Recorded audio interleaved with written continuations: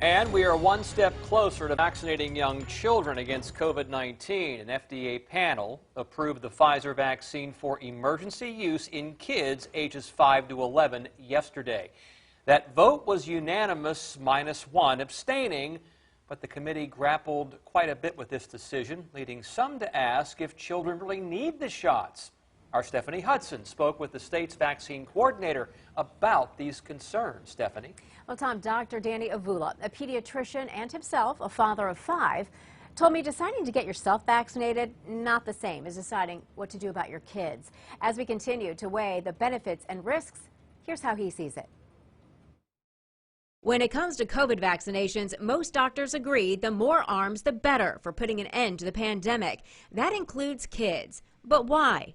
Dr. Danny Avula says parents are justified in their concerns when COVID doesn't cause severe disease in most kids. That is very true, that the vast majority of kids who contract COVID are not going to develop severe disease.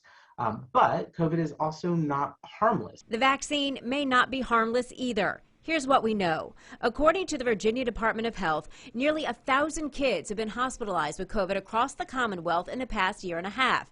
10 have died. Dr. Avula told us most who passed away had severe underlying conditions. On the flip side, some vaccine advisors expressed concern about the risk of myocarditis and pericarditis, types of heart inflammation that have been associated with the vaccine and impacted boys at a much higher rate than girls. Most cases in adolescent boys and young men required hospitalization.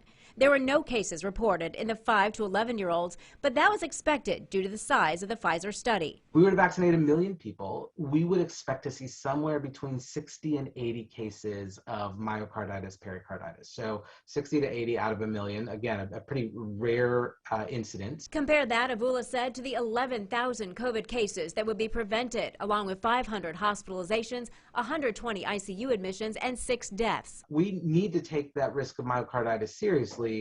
But in the big picture, there's a much stronger imperative to vaccinate.